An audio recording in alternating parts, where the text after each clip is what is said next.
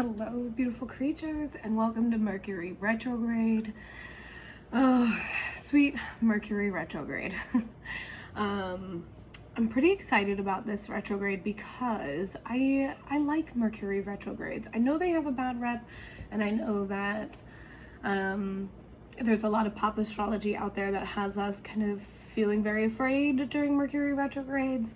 But all in all, I see it as a time for revision and a time to kind of go back through and really integrate and process the things that we've been learning into ourselves. And this Mercury retrograde, I think, is quite special because it is retrograding right back over the space that we just had that eclipse in. So the lunar eclipse just happened and we have a solar eclipse happening on the 8th, and this Mercury retrograde is retrograding right back over that space and just giving us a little bit of time to like reflect on that eclipse and the messages that came through and try to like reintegrate the words and reintegrate what the universe was trying to communicate to us back into our body and back into reality, and not so like ethereal. So I pulled some cards to get us going for the Mercury retrograde. So let's see what we got. We had the King of Swords come through. I love this. I love the swords energy is air energy, where we have Mercury, an air energy as well.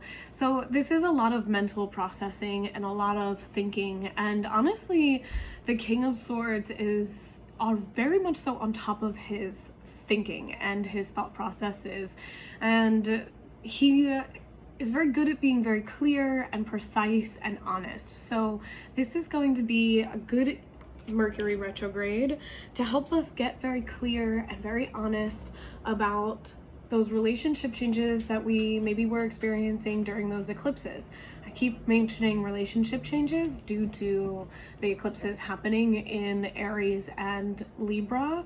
And that energy, that dichotomy is very much the self and the others, and how we can balance out that energy between ourselves and the people in our world that we want to share our world with. Sometimes those things don't really see eye to eye, so we're rebalancing a lot of those themes between self and the other, right? So for Mercury retrograde, I also pulled the Five of Cups, and this feels fitting, right?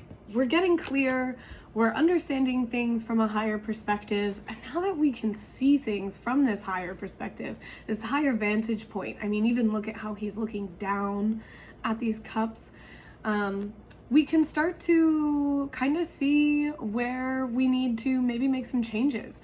Maybe we can finally see like, okay, these things aren't working for me anymore.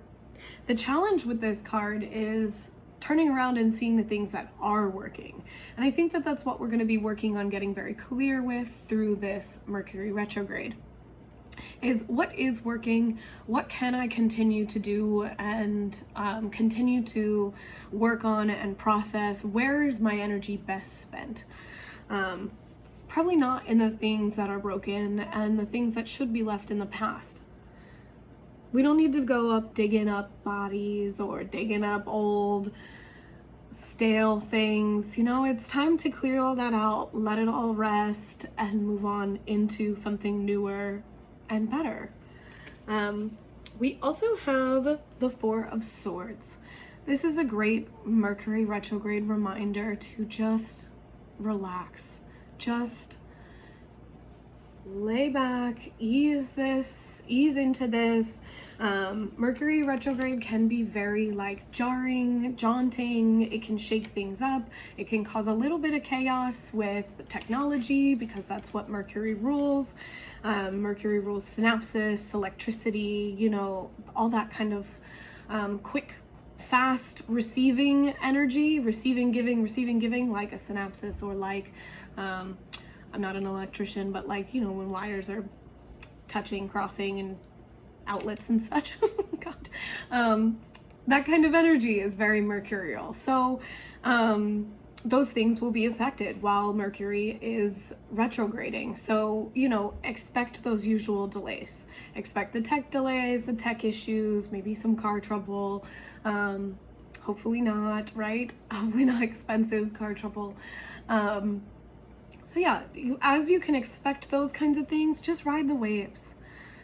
Ride it, slow it down, do a lot of resting, a lot of thinking, a lot of revising. Mercury retrograde is always a time to slow down, revise, revisit, and get very clear with where we want to go next. We do have another eclipse happening on the 8th, and it is a solar eclipse this time, so a lot will be revealed then. And I think it's just important to, you know, rest, integrate, de-stress, and just ride those waves. I'm hoping you all have a lovely Mercury retrograde, and I'd love to know your thoughts and any feedback or stories you have from the Mercury retrogrades in the past. I myself have Mercury retrograding natally, so I actually find Mercury retrogrades to be really helpful for me, but I know that that's not always the case. So any fun Mercury stories you guys have, that would be awesome. I love you so much. Have a beautiful day. Bye.